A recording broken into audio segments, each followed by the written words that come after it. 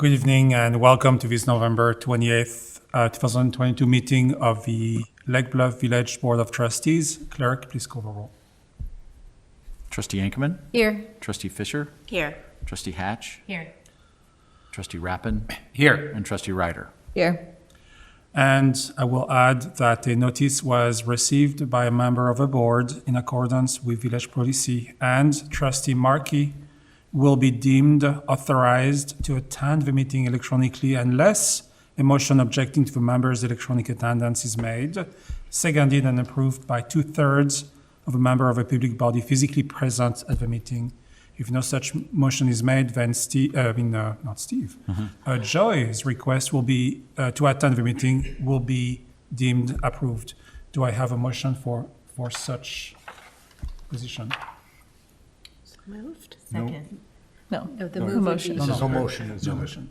Oh, Only a motion if you object to the no, remote no participation. objection. So no objection was formulated, and therefore we proceed with Joy attending electronically. Thank you, Joy. Sorry, Joy. Thank you. Not moving to prevent you, Joy. Thanks.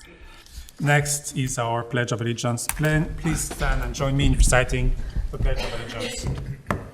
I pledge allegiance to the flag of the United States of America and to the republic for which it stands, one nation, under God, indivisible, with liberty and justice for all. Thank you. Next, item number 3 are the consideration of the minutes of the November 14 Village Board meeting. Is there a motion to approve the minutes? So moved? Thank you. A second? Second. Any changes? Thank you. A clerk? Just voice vote. It is. It's a voice vote. All in favor? Aye. Any opposed?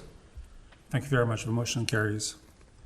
Next is our non-agenda items and visitors. The village president and board of trustees allocate 15 minutes during this item for those individuals who would like the opportunity to address the village board of trustees on any matter not listed on the agenda.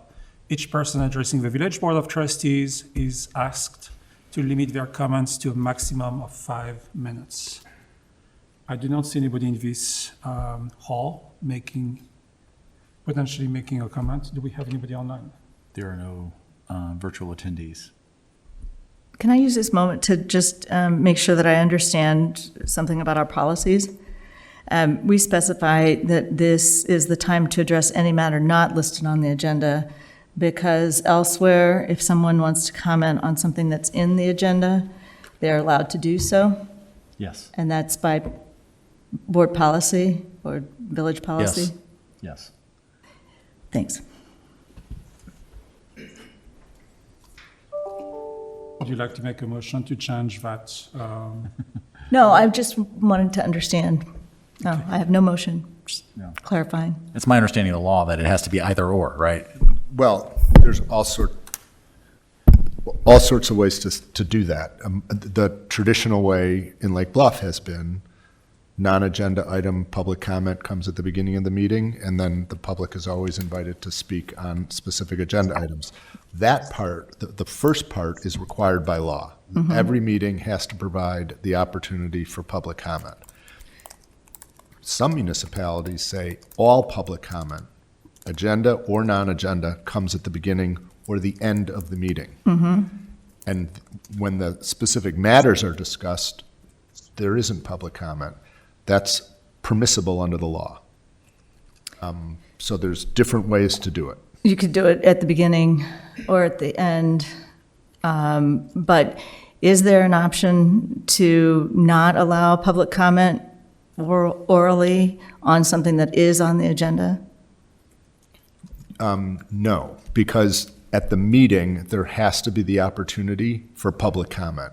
And when somebody comes up, you can't say, no, you can't comment on an Thanks. agenda item. Thanks.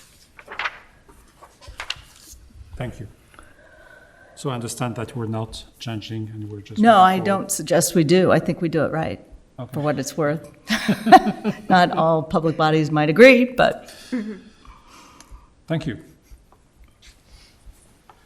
Okay, moving forward. therefore. Number 5, the village board sets the order of a meeting. The village president and board of trustees will entertain requests from anyone present on the order of business to be conducted during the village board meeting. I did not see any request coming our way or any person present who would make such a request. And I say we move forward. Sounds great. Next is our village finance report, first with our warrant report.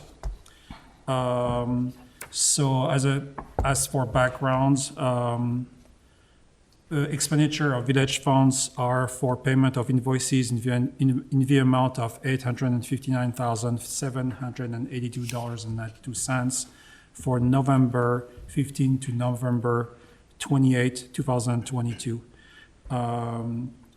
So as for reports and document attached, we have the warrant report for November 15 to 28 again for the amount of $859,782.92.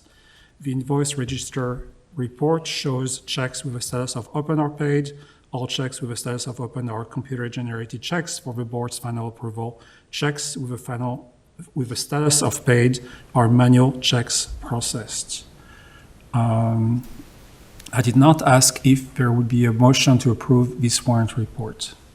So moved. Thank you. Second? Thank you. Are there any questions on this report to our finance director? I just had a quick a quick question for Bettina. The expenses that we paid for the fire department, I think it's the vendor was WIRF WRFs.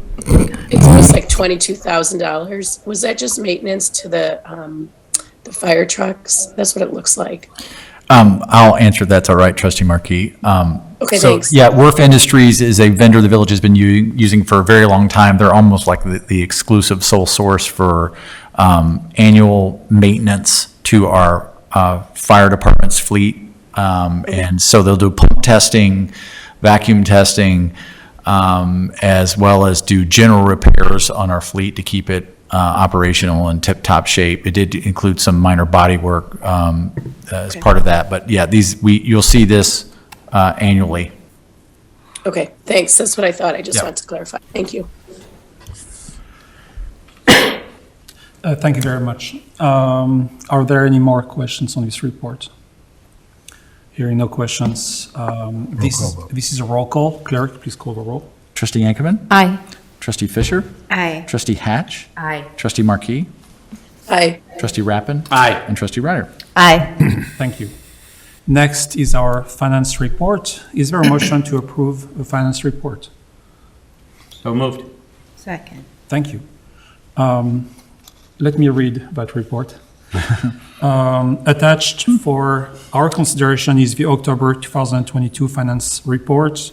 Noteworthy items found in this monthly report include the monthly sales tax revenue on a cash basis for October fiscal year 23 is $300,818, which is $35,194, or 11.3% less than the fiscal year 2022 cash basis receipt.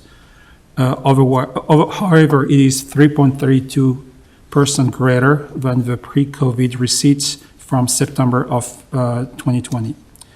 Next, building permits revenue for fiscal year 2023 to date is $472,295, $246,255 greater than the same reporting period for last fiscal year.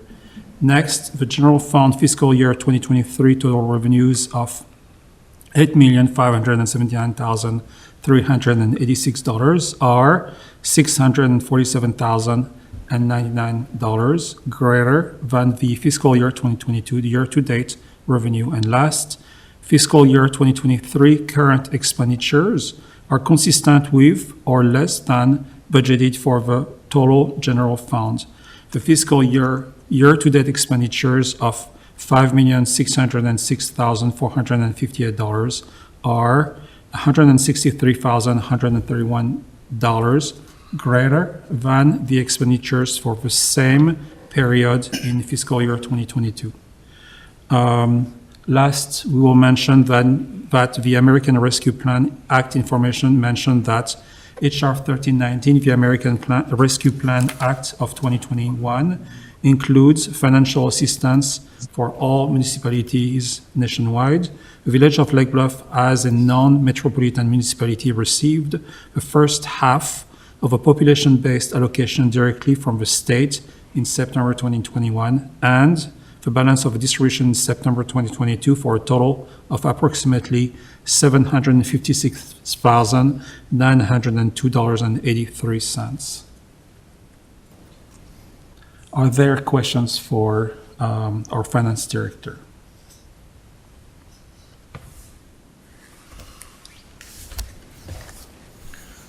Voice vote. And I hear none. It's a voice vote. All in favor? Aye. Any opposed?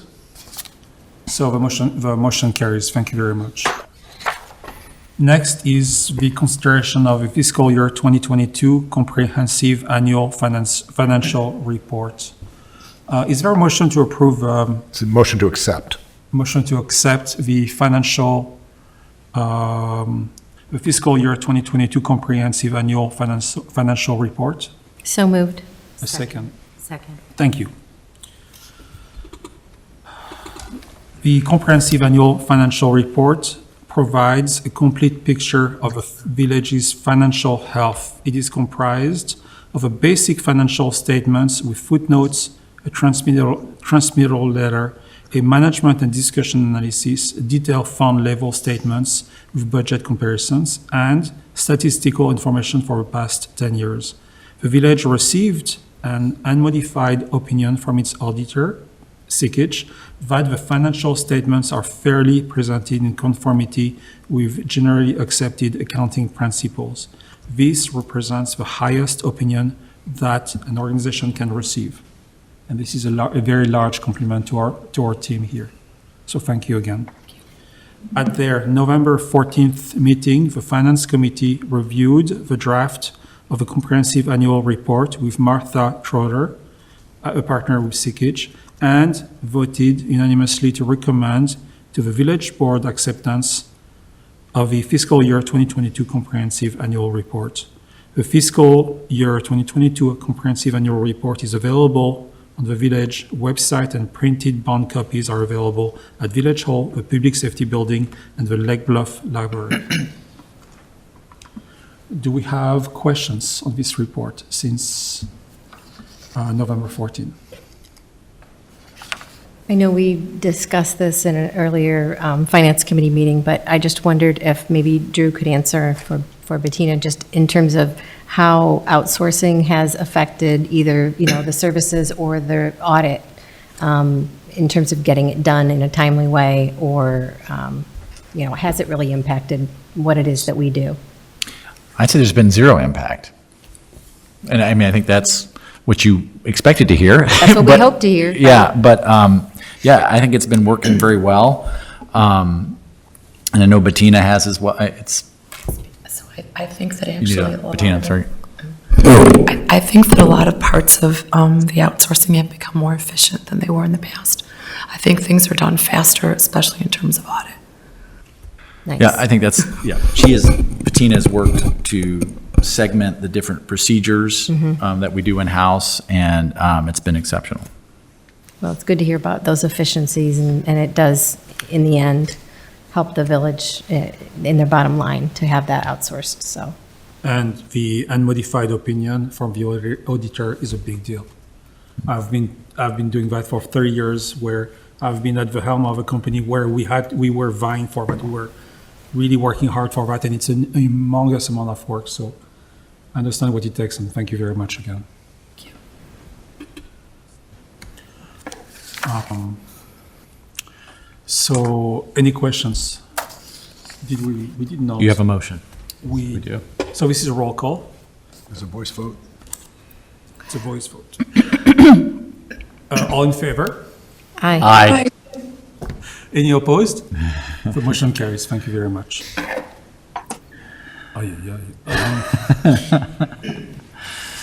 Next is our village administrator's report. Mr. Irvin? Thank you. I have a very brief report tonight. It's not uncommon for you to see the village keeps going through all of its records and trying to keep it at a reasonable level. And what we store and in the packet is a schedule of documents that the village is looking to dispose of, barring any heartburn from anybody sitting at this table or otherwise. And if so, please let us know. Otherwise, we'll continue down that path.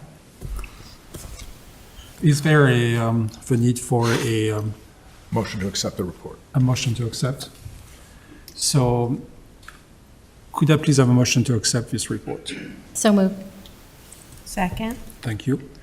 Voice. Any questions? So this is a voice vote. All in favor? Aye. Any opposed? Thank you. The motion carries. Next is our village attorney's report. No report tonight.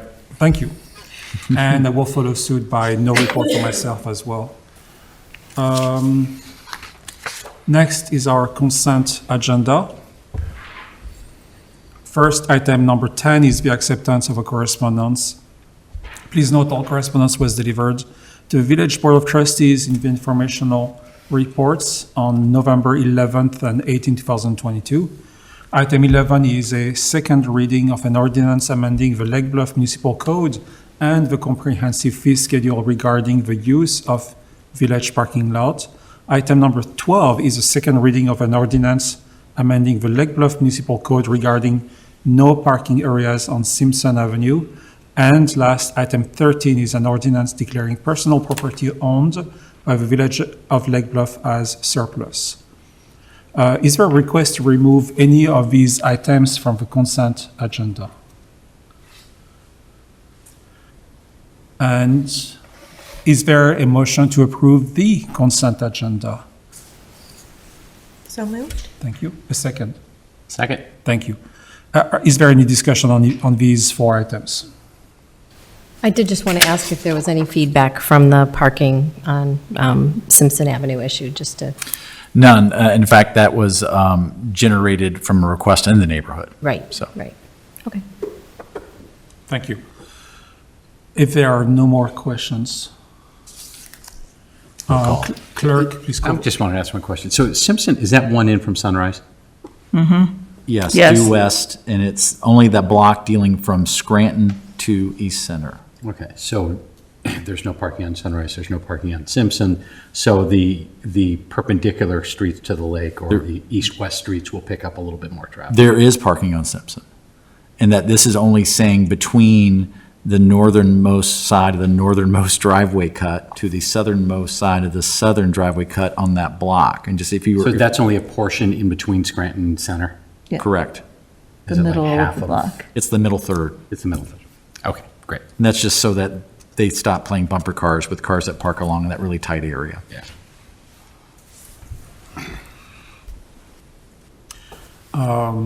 Are there any more questions on any of these items? If so, clerk, please call the roll. Trustee Fisher? Aye. Trustee Hatch? Aye. Trustee Markey? Aye. Trustee Rappin? Aye. Trustee Ryder? Aye. And Trustee Yankoman? Aye. Thank you. Moving on to item number 14, and that would be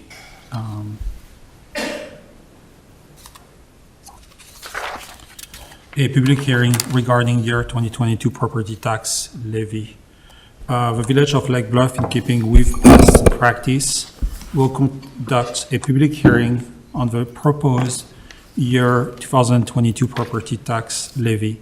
As part of a hearing, Finance Director O'Connell will present information on the Finance Committee's tax levy recommendation. The hearing notice was published in the Lake County News Sun on November 16, 2022, and on the village's website on November 22, 2022.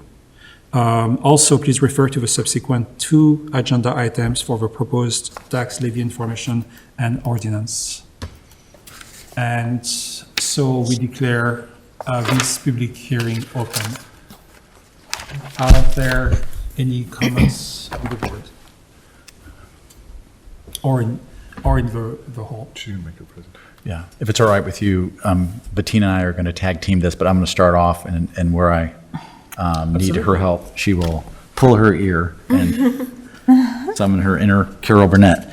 Okay, which is common practice for the village to hold a public hearing as part of consideration of its annual tax levy. It's not a requirement of law, but the village has always done it, so ever since going to rule, the village has continued this practice. So tonight, Bettina and I will cover the various sources of the revenue that the village utilizes to provide its services and maintain its assets. We'll talk a little bit about the assessment cycle, how tax dollars are used by the village, talk a little bit about history and share some of that EAV history and tax levy history for the village, and then also what the proposed levy has, the impact it has on the median family home in town. Any questions so far? Great. So Lake Bluff is fortunate in it has a diverse set of revenue streams. Property tax is actually second fiddle to sales tax now for the village. That's been something that's been moving back and forth over time, but certainly in the last few years, sales tax has been getting the blue ribbon. There's other taxes. There's also miscellaneous revenues, but it's great for the village to have this diverse of a tax base for a community our size. This is all thanks in part to years of land use decisions that have led to this. And so contrary to what you might hear at the annual presentation of the Chamber of Commerce for the City of Lake Forest suggests that they have a stable tax base. They are predominantly property tax. We rely on others to help carry the burden. As far as the taxing assessment cycle, this little flow sheet here shows how all the taxing districts, and there's a considerable number of those in our jurisdiction, work through the assessment cycle. Generally speaking, there's a budget process. Our budget year is not in alignment with the calendar year or the tax year. So, but the village, because we do a multi-year budget, we know what we're looking for and what's needed to keep providing the services at the same level, as well as providing a capital program. So the village uses that data to help come to the board, and staff shares that recommendation. And the Finance Committee has a conversation, and then that goes to the village board, and this process concludes by mid-December. That information is submitted to the county. As you know, there's a various cycle for assessment. Residents, property taxpayers have the ability to challenge those assessments within certain windows of time, and there's a process for that. And ultimately, the village will get the dollars that it's requested in the form of an extension, which is usually plus or minus some small amount due to loss and cost, because the EAV of the community is always moving. It's a very dynamic situation. So how does the village use those tax dollars? So if you're looking at, if you're a resident and you look at your tax bill, the village has always taken great pride in having a percentage of that pie being less than 10%. And I think we look at this providing police, fire, building, regulatory, economic development, all the services we provide is a high value to the taxpayer. And everybody in our community, plus those that come through us, are users of our services, unlike other taxing districts, which you may or may not be users of, thinking of the schools and the park districts. So again, high value proposition from the village's eyes. And I think the one difference, if you are in the sanctuary, you have a slightly different pie chart to look at, but pretty close to this. So you can see the trend line. The village's tax extension has largely followed the trend of the total EAV, which has gone up and down based off the real estate market largely. But our general trend is to follow that. There's been some ups and downs in that over the years, but that seems to hold steady.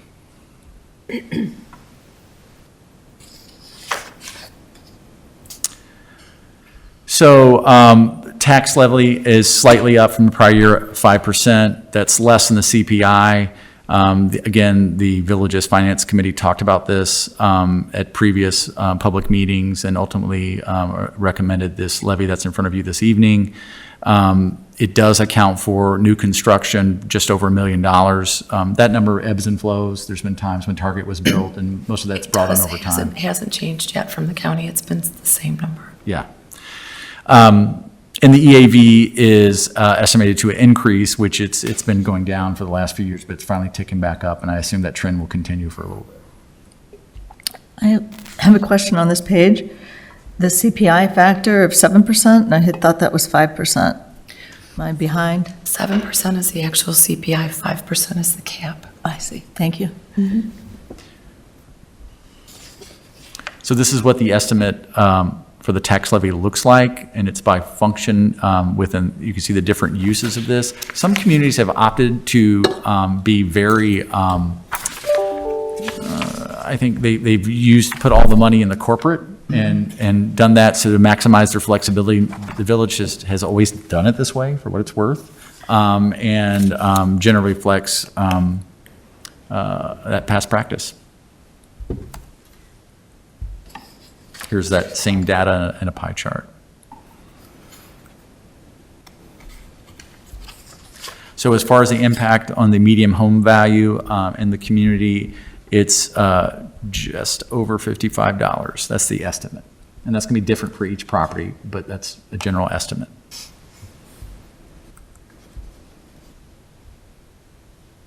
So always love to compare us to neighboring communities. Lake Forest has continued to have the lowest property tax rate, and in Lake County, good news is Lake Bluff is very close in second place, trailed by Bannockburn and Green Oaks. But again, that's something I think that's economies of scale that Lake Forest gets to enjoy that we do not. But for a small community, I think this is exceptional. It's interesting that we have, our tax level is less than Green Oaks. So that's good to notice that. Isn't it on a $650,000 house? So a $650,000 or $671,000 house in Gurnee would not look like a $671,000 house in Lake Bluff. So it might be a 2,500 square foot house here, Sure. but a 4,500 square foot in Gurnee. So Exactly. You're not Market. really comparing the same house because your money buys a different house in a different area. Goes further or less, depending where you stand. Right, so Lake Forest is really low, but that's because all the houses are priced higher.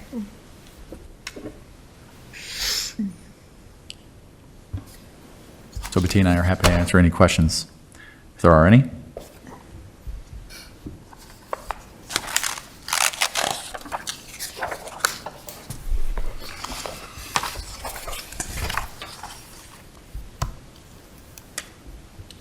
Are there any questions? Can you go back to the chart that shows the taxing bodies and the percent of each person's tax bill that's attributable to these various taxing bodies?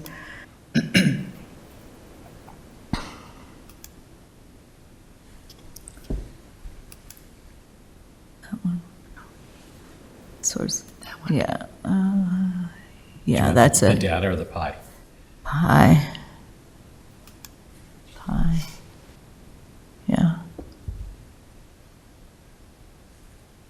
Huh. I can't remember what my question was. Oh, the library. Library is separate, even though they're in our levy. Is that? For the purposes of this diagram, they're separate because we don't control the funds that they get. But they are a component unit and we do levy for them. Okay. Sorry, That was my question. didn't realize my mouse would control that too. Okay. Okay, thanks.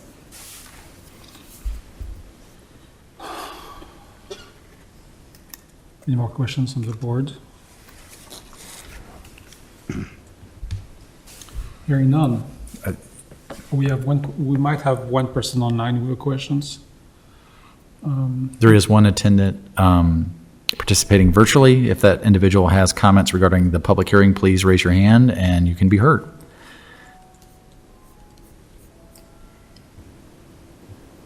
Doesn't appear to be raising any hands. Thank you. And I will hereby declare that this public hearing is closed. Thank you. Thank you, Bettina. Moving forward with the next item, that is item 15, an ordinance levying property taxes for the fiscal year beginning May 1st, 2022 and ending April 30, 2023 for the village of Lake Bluff, Lake County, Illinois. Is there a motion to approve this ordinance? So moved. Second. Second. Thank you.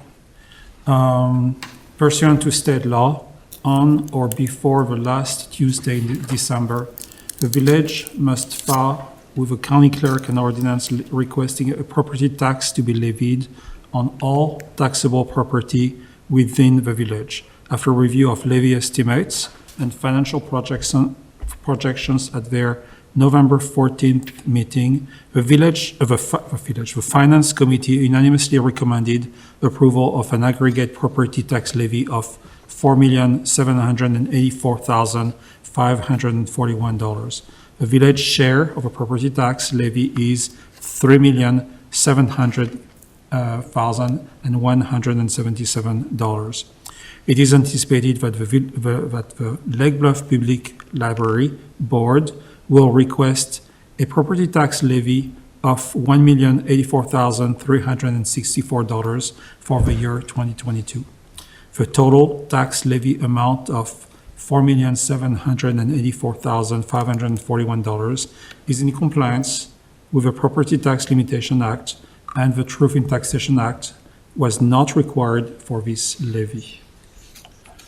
So, Peter, first we had a public hearing, now we're ratifying the result of the public hearing.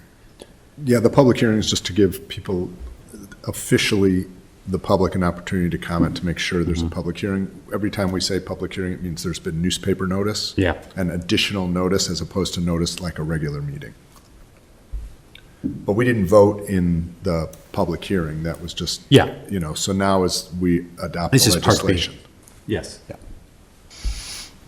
So is there a question on the board? Are there comments? I have a question. Yes, Joy? Sure, thank you. So normally in the past, the director of the library comes to us and kind of tells us what the library plans to do with their tax levy, why they're increasing it. And I know we're kind of in a weird situation right now because they don't have an executive director over there quite yet. Do we have any idea how the money's going to be spent on the library board? They usually do that, I think, out of a courtesy to let us know kind of what their plan is budget-wise for the year. So I haven't received official notification, but did talk to them at one of their board meetings. And the increase typically goes to fund back their capital reserve because they did draw it down for the roof project. So each year they've been taking most of that increase and putting it back to their reserves. And most of their operational and salaries have remained pretty much status quo. They gave me no indication of anything unusual for this year. Okay. And is it possible do you think, Bettina, they could give us something in writing just so that we could Yes. have it up online so that residents could see it if they're interested? Yeah, they usually give me a formal letter. I haven't received that yet. I think it's because their meetings are not in line with ours. Okay, all right, thank Should be you. later this month. You're welcome. Thank you, Bettina. Any more questions on the board? I have a motion in a second. Yeah. Okay, First reading. so it's a first reading, it's a voice vote. All in favor? Aye. Any opposed? Thank you, the motion carries. Next item is item 16, an ordinance abating 2022 property taxes levied for general obligation debt series 2019 and 2019A bonds for the village of Lake Bluff, Lake County, Illinois. Is there a motion to approve this ordinance? So moved. Thank you. A second. Second? Thank you. The village currently has refunding bonds series 2019 and 2019A general obligation bonds outstanding. Pursuant to ordinances 2019-18 and 2019-26, the county clerk is required to extend a property tax levy in an amount sufficient to pay the interest and principal of the bonds. Unfortunately, the Waterworks Fund has adequate funds to transfer to the Waterworks bond and interest account for principal and interest payments on the 2019 general obligation bonds and the 2019A refunding bonds, which allow the village to abate the annual property tax levy. Because the bond ordinances directing extension of the annual property tax levy were filed with the county clerk, an ordinance is required to abate, not levy, the property tax for these bonds. Are there any questions to Bettina or Drew? I'll ask Drew a quick question. When these bonds were issued, was it always the intent or the hope that the Waterworks Fund would have sufficient revenues to pay the debt service? Most certainly. And is that the expectation going forward? Yep. Okay, all right, thank you. And I understand that when we're done with these bonds, the fund will be depleted and terminated. No? The fund would carry, the water fund is an enterprise fund. It funds all the activities of the water. Okay, Yeah. fine, all right. It just will no longer bear the burden of that debt unless Yeah. we take Yeah, out the- additional bonds. The debt service goes away unless the village again issues a new note. I got you. So the fund will get bigger. It will continue to grow. There's always work to be done in the water fund. So. Yeah. This one, So, if there are, this is a roll call. Was there, I don't think there was a motion. on I do this have a one. motion and a second. Yep. Are there any more questions on the board? It's first reading. Who made the motion? I had, it was Steve, trustee Rappin and trustee Ryder seconded it. Okay. He's testing it. This is a, Walking you guys. this is roll call, or this is a? It's a voice vote, it's first It's a reading. voice vote. First reading. All in favor? Aye. Any opposed? Thank you, the motion carries. Next item is item number 17, an ordinance amending the Lake Bluff zoning regulations relating to the hours of operation for on-premises food and beverage service. Is there a motion to approve this ordinance? So moved. Second. Thank you. During the public hearing for the Lake Bluff Brewing Company's special use amendment at the PCZBA's May regular meeting, the PCZBA expressed support for establishing uniform limitations on the hour of operation for restaurants rather than continue to regulate each individually. When the village boards considered first reading of these amendments, it concurred that the PCZBA should review this topic. Accordingly, the PCZBA has reviewed this issue and recommended the village to adopt a uniform set of hours of operation for foods, and beverage uses in the central business district in order to improve the consistency, ease of administration, and enforcement of the village zoning rules. Number two, bolster the economic vitality of a village in a manner that is conscientious of neighboring uses and residents. As described in the attached staff memorandum, the attached draft ordinance would create a new section 10-6A-13 and amend existing special use permits and outdoor dining approvals to establish the following restricted hours of operations. I think I will skip the table. It's wiser. At its November 16, 2022 meeting, the PCZBA conducted a public hearing and unanimously 6-0 recommended that the village board adopt the attached ordinance. Based on testimony received during the hearing, the draft hours of operations were revised to be 1 hour longer for Block 1 of the CBD due to its additional separation from residencies. As a result of this change, the draft ordinance is equally or more permissive than the village current permitted hours in all cases except for Innovacy's sidewalk dining. Innovacy and the other doors are currently authorized to operate on the sidewalk until 11 p.m., but closes entirely at an earlier hour. Innovacy received a notice of a hearing but did not participate in the public hearing. Are there any questions? So with this, maximum hours of operations are outlined, but it doesn't dictate that you must stay open until those hours. That is correct. Right. I have a question as well. So Block 1 has an extra hour.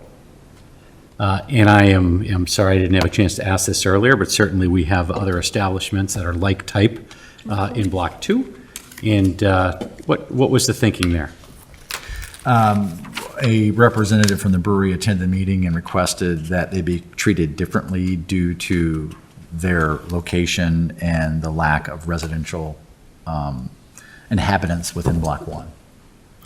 And have we heard anything from the owners of any of those Block 2 establishments related to this? Is this a first reading? Yeah. It is. Yeah, I would say after the PCZBA's recommendation came through, I reached out to the operator owner, John DeRossi of Innovasi, to say, hey, just so you know, this is what shook out of the meeting. Yeah. And explained to him.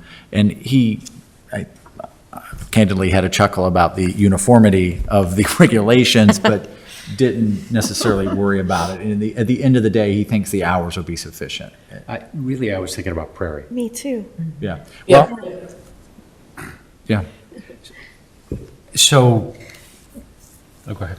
The difference being that there's residents up above, maybe not directly above Prairie, but adjacent.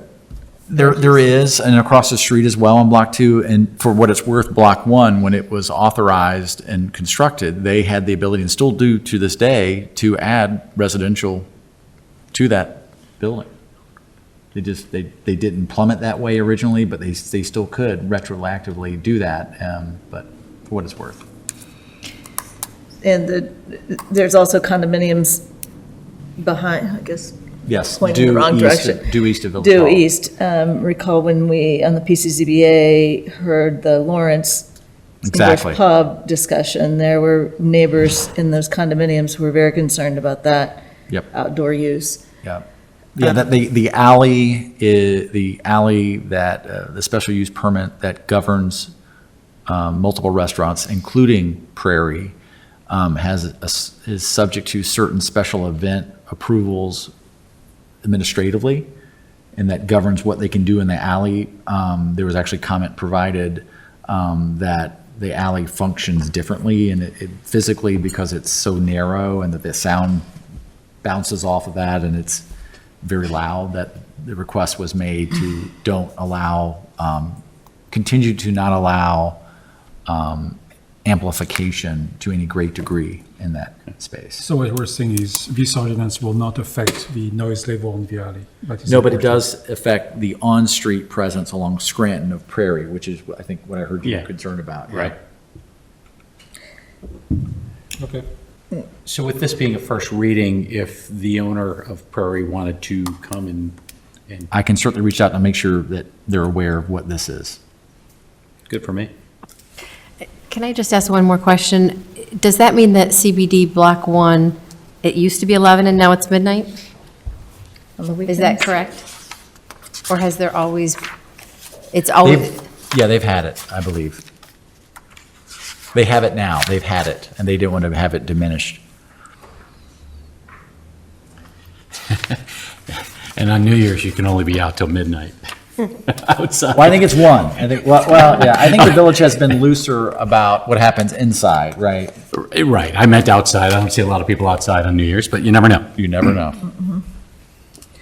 Can I ask a quick question? Go ahead, Joy. Thank you. How many establishments do we have right now that open at 6 a.m.? I'm just curious. Or do we have none? One. I'm pretty sure Hansa opens at those hours. Okay. What about? And do we think we're going to see more establishments opening at 6 a.m. or did we just pick that number because Hansa opens the earliest, so we figured to make it uniform, that would be the time frame we would use? I think that 6 a.m. was the earliest requested. And, Okay. and as pointed out, not all restaurants certainly maintain these hours. Some close Right. earlier. Bluffington, is a cafe, so they open earlier, not at 6, they open, and then they close in the early afternoon, so. I guess I'm just curious if bars will be opening at 6 a.m.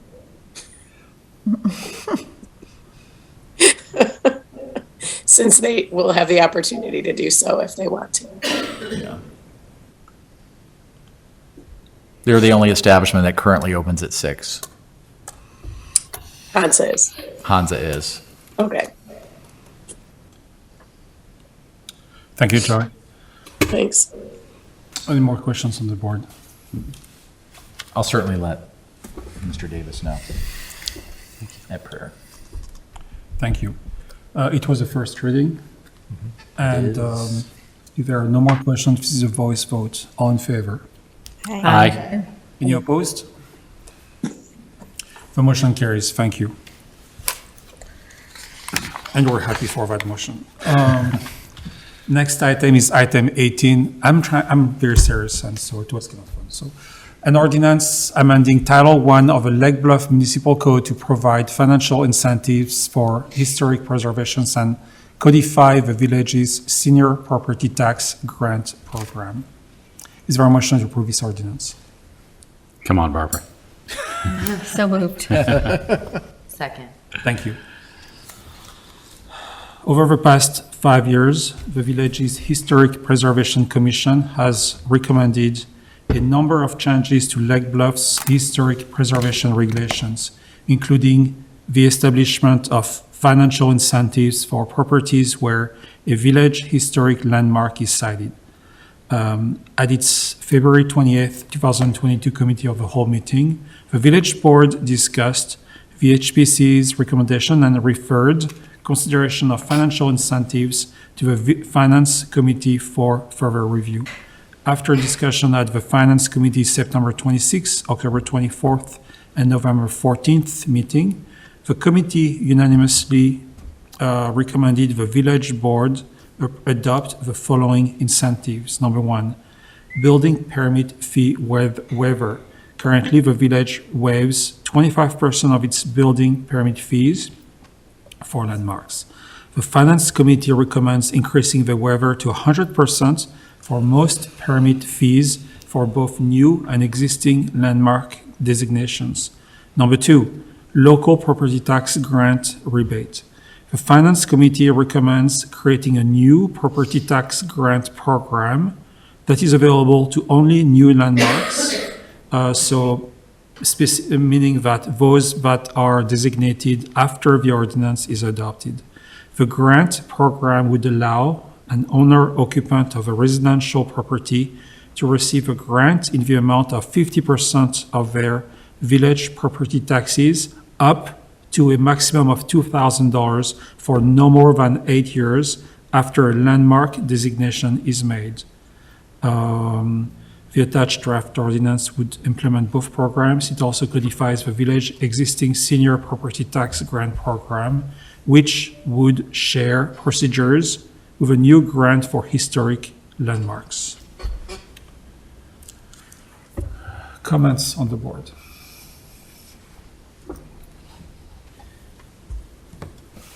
We covered this one pretty well in the finance meetings. Did we?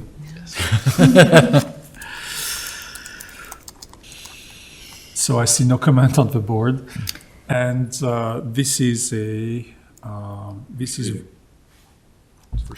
a first reading, it's a voice vote, and so this is all in favor? Aye. Anyone opposed? So the motion carries. I will abstain. Okay. Thank you. Next item is item number 19, an ordinance comprehensively amending chapters 1, 2, and 4 of the Title 10 of the Municipal Code and updating references to such chapters through Title 10. Is there a motion to approve this ordinance? So moved. I just saw it. So moved. So moved. You're looking for a second? Can I have a second? Second. Thank you. Village attorney and village staff have been working on a comprehensive set of amendments to Chapter 1, 2, and 4 of the zoning regulations. These amendments are intended to implement a number of pending recommendations made by various village boards and, in general, to codify existing practice, reflect current legal standards and the village home rule authority, and simplify, clarify, and streamline the existing zoning regulations which have been incrementally added to and modified over roughly 30 to 40 years. Noteworthy amendments include both a new set of procedures for site plan reviews, now referred to as design review, as well as a rebutable presumption that a landmark property has satisfied the criteria to receive a zoning variation. The attached memorandum to the PCZBA explains the pending changes in further details and provides a cross-reference to the existing version. Comments on the board? Concerning historic preservation, there is a statement that says the variation process now sets forth a rebuttable presumption that landmark properties satisfy the requirements for a variation. And I don't think that that statement has any bumpers on it, and I think it presents the opportunity for perhaps some unintended consequences of what might be asked for and the challenges in needing to go through that rebuttal process. So I don't know why we need to have that presumption in there. And I wondered if there's some kind of wording that can be used that would somehow mitigate some unintended consequences. So, if I may, there's one other piece of data for you all to consider, is that the PCCBA is still looking at what other incentives from zoning may come forward out of the HPC's recommendations to include actual bonuses for floor area or other relief. That's still being reviewed, but this particular recommendation was ready from the HPC to the PCCB, and that's why it was included. It's purely a policy issue, how you want to handle it. You know, the idea of how heavy of a thumb do you want to place on the scale to the benefit of landmarked properties, to give them the benefit of the doubt when it comes to addressing the standards for zoning relief. So there could be things added to that to maybe restrict that in some way, to kind of move it a little further back on the continuum. And I did have a chance to speak with you. I don't know if you had any other thoughts on that, Peter. Just that, I mean, to your question, there's no reason. I mean, it is strictly a policy decision. Some municipalities have done similar things, just like the financial incentives. This was a zoning incentive. So there's no reason. It's not required to be in here, obviously. The other thing is, right now, the language says that the presumption is that for a landmark, all of the standards of the variations would have been met, presumed to have been met. It's not necessary.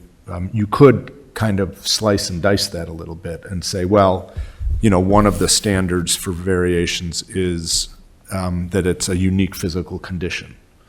So you could say there'll be a rebuttable presumption that a landmark satisfies that specific condition, but that doesn't relieve, but the presumption would not apply to the other standards for variations, that it's not merely a special privilege, that it's consistent with regulatory purposes, and it's not adverse to the public health and safety. So you can get into that and say it's just a presumption as to one of those or two of those, or none of them or all of them. Right now it says all of them. Yeah, I just feel uncomfortable because, I mean, when we look at the whole process that the HPC has gone through to get where we are today, it's been decade plus, I mean, a very long time. So if we pass something that is kind of a generic free pass, if you will, I don't feel comfortable doing that, knowing that I'd like to see some bumpers, I'd like to see some percentage maximums, I'd like to see something a little bit more. It seems like we're just putting in a free pass, like, yay, we got something done. I don't feel comfortable with that. I think that we need to not just say, oh, we're still looking at how we can make this make a little bit more sense or give you a little bit more comfort level in the future. It seems like we're not doing this in the right order. I just don't feel comfortable with that language, knowing that I liken it to, when you ask for a variation, it's like getting chocolate, and people like always more chocolate. And if nobody's going to say you can't have more chocolate, I'm going to ask for even more chocolate. And I just feel like we need to be cognizant of the fact that we need to put language in there that we're not creating a situation where we wait till it's a problem and then go, okay, now we need to pull back. It seems like that's just too open. So I don't know what the answer is, but I'm not comfortable with that particular part of the language within. So I would support that change to this text. If Trustee Fisher were to modify her motion to accept this ordinance minus these statements as highlighted by Trustee Hankinman. I'm happy to modify. So what is the proposal? Just to take out To take that language out? subsection G of the variation standards that says special consideration for historic properties would be deleted. Which now says the variation process now sets forth a rebuttable presumption that landmark properties satisfy the requirements for a variation. Just trying to find it. It's on page 227 of the PDF, if that helps. I'm on If you look, Dropbox. I'm on Dropbox. yeah, if you're on I'm not Dropbox, there. it's different. It's, But I can And there's move over lots there. of choices, right? You could refer it back to look at it more. Page 63. You could, as Village Attorney Friedman just suggested, narrow that just down to one of the standards. So there's all kinds of different ways to see, or you can wait for them to get through how they want to, the PCCB gets through looking at the other bonuses. Just That's come- what makes sense to me.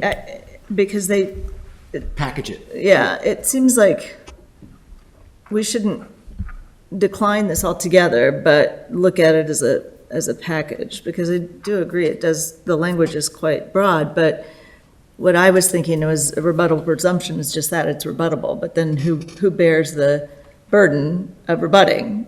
Us? PCCBA? You all, staff. Yeah. Neighbors? Neighbors, Other property Yeah, owners? yeah, which So- seems backwards. So to be fair to this document and to be fair to Peter's work, should we consider a continuation to make sense of that document? So because if you modify a paragraph, you might have to modify a few more things around, or should we consider the motion? Standalone. This is a standalone provision. You can, if you want, defer, delete G now. It doesn't affect the rest of the ordinance. So I'd like to propose that we delete G now, pass the rest of the ordinance, but table G for possible, doing some portion of it. Perhaps the presumption is that it's got a unique physical characteristic, for example. That one seems pretty obvious. I can't remember the other two, except the special privilege one, I think would still be relevant. We'd still want to consider whether their special privilege was being granted. So, I'd like to leave open that section for reconsideration as part of the package. That's how we're going to interpret the amended motion. So the motion would be by Trustee Fisher to consider this document minus section G9, you said, G4 or G9? Subsection G on page 63. Yeah, to eliminate that as part of the proposed amendments today, but to have the PCCBA consider that as part of the overall package when they come back with other recommendations as it relates to the economic incentives and zoning. right, and knowing that we want to have some level of bumpers and guidelines. Yep. Okay. So that was, the original motion was made by Trustee Fisher and seconded by Trustee Marquis. Do you need me to Amend your motion? I think Can he, understood that I've Yes. amended it? that's Yes. why the president asked you whether you were. Yes. Yep. Okay, so this is a voice vote. All in favor? Aye. Any opposed? Thank you. Thank you. The motion carries. Thank you very much. Thank you, Barbara. Next item is item number 20, an ordinance designated the building located at 618 Maple Avenue as a Lake Bluff historic landmark. Is there a motion to approve this ordinance? Yes. Yes. Yes. So moved. Trustee Fisher. Second. Thank you very much. On September 16, 2022, the village received an application to designate the single-family residence located at 618 Maple Avenue as a historic landmark. This application was submitted by the property owners, Charles and Vanessa Clark. According to the application, this Prairie School building was originally constructed for Annie and Mary Sherman and designed by Webster T. Tomlinson, who designed Lake Bluff Village Hall and was briefly Frank Lloyd Wright's only partner. This home features wide overhanging eaves and a low-pitched as well as intricate Prairie-style stained glass windows. This building was one of 24 previously identified by the HPC as representing the highest priorities for preservation in the village by Resolution 2021 HPC 2021-HPC-01 attached to this ordinance. At its October 27th meeting, the HPC conducted a public hearing and unanimously recommended that the village board designate the single-family residence as a landmark for the reasons set forth in the attached draft ordinance. If approved, this would be the village's 25th active landmark, not demolished, and 32nd in total.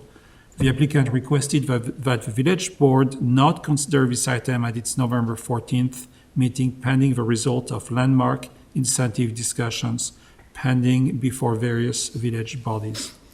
During the pendency of a landmark application, the residence is subject to an advisory review by the HPC before a building permit can be issued for any proposed changes. For example, the work that is the subject of the applicant's variations request. The HPC unanimously concluded its advisory review at the same meeting.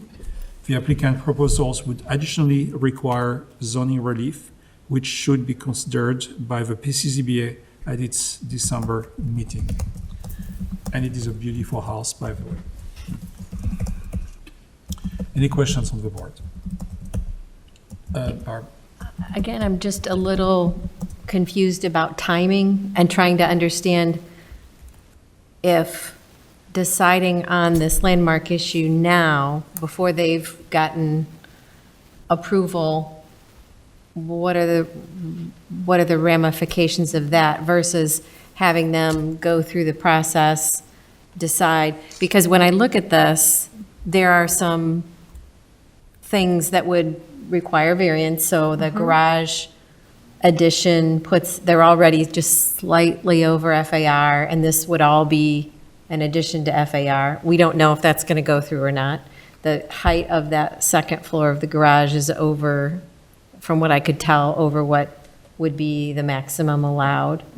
And all of those things are just kind of unknown, so what does it do to that process or the likelihood of these things, being granted that variation or not? I just don't understand. And this would be an example of, well, it's a variation of probably double-digit over FAR as opposed to single-digit FAR. And does that landmark status affect the likelihood of it being approved? Or if the bumpers were in place, what would those bumpers be? So I don't understand if we're just doing this too soon, if we're doing this in the right order. The timing has been an issue. Talking to the architect for this project, it was a major concern, so I'm a little bit confused myself. Is this the first reading?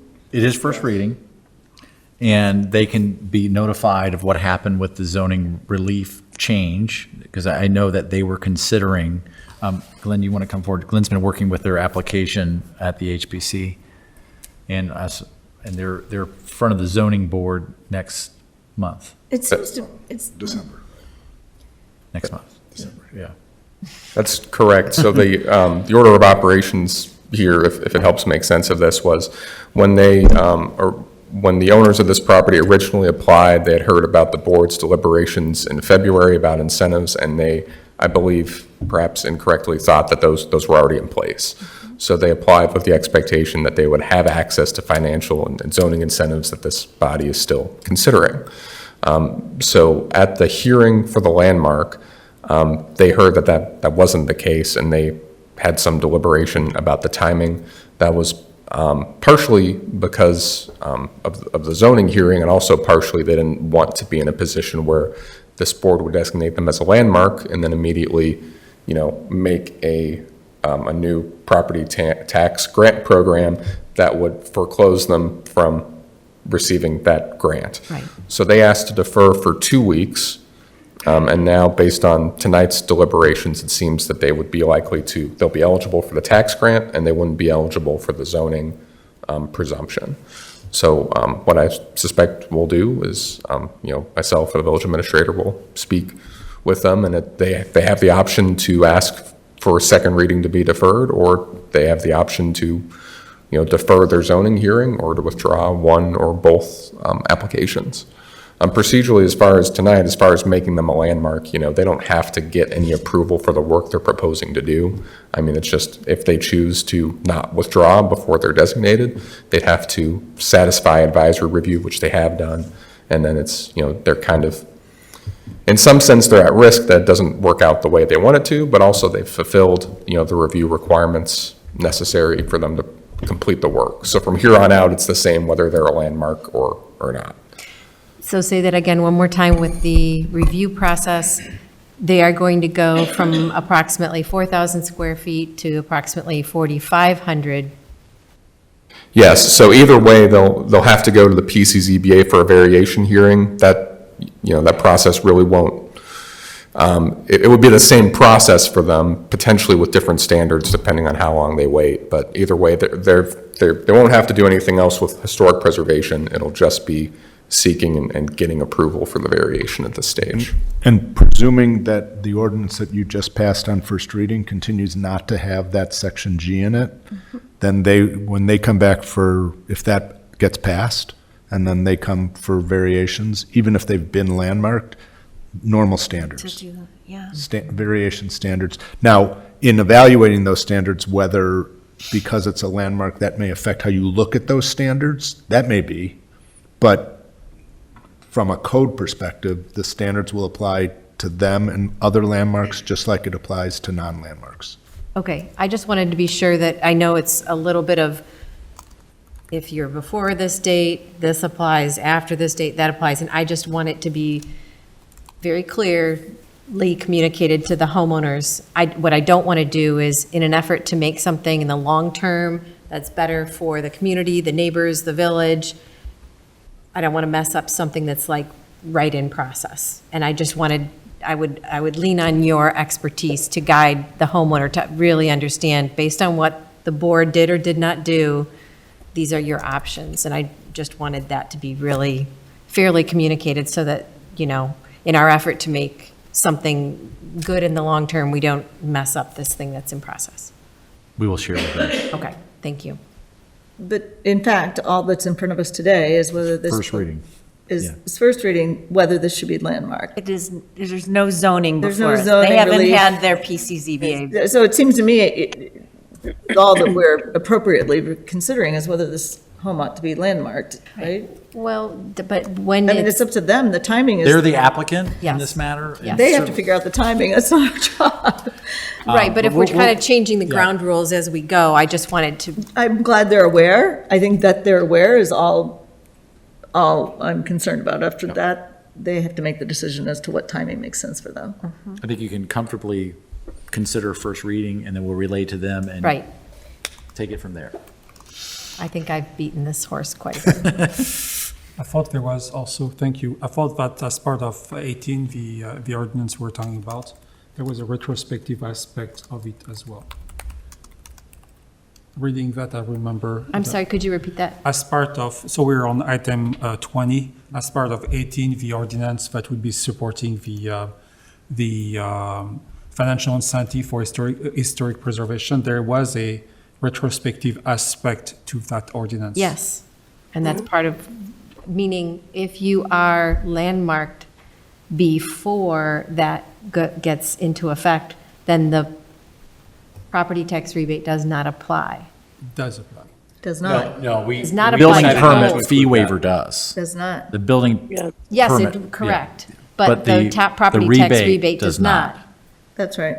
That was only It's not, respectively. not- exactly. yeah.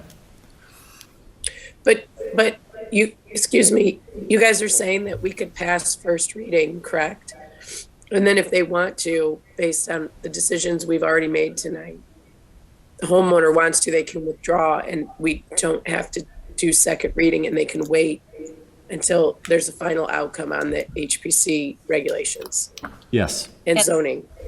And alternatively, they could defer. They can not take it completely off the table, but defer. Is that also correct? Delay second reading. Yeah. They No. can for a period of time, and partially it's up to this body how much they want to allow someone to defer, but also you need to take action within, I believe it's 90 days. So right now, they're on track to be at about the 45, 50-day mark. You won't have a second December meeting, so I think they'll probably have one more deferral left. Okay. If there are no more questions in this item, this is a first reading and this is a voice vote. All in favor? Aye. Any opposed? Thank you. The motion carries. Next item is the trustees' report. Do any trustees wish to make a report tonight, to do a report tonight? Thank you. Next, and this will be conclude our normal portion of the evening. Next is our executive session. May I have a motion to go into closed session for the purpose of discussing property acquisition and volunteer of the public body pursuant to the Illinois Open Meeting Act, and that upon the adjournment of a closed session, this regular meeting will be deemed to automatically to be adjourned by the same vote without the conduct of any further business. So moved? Thank you. A second. Second. This is a roll call.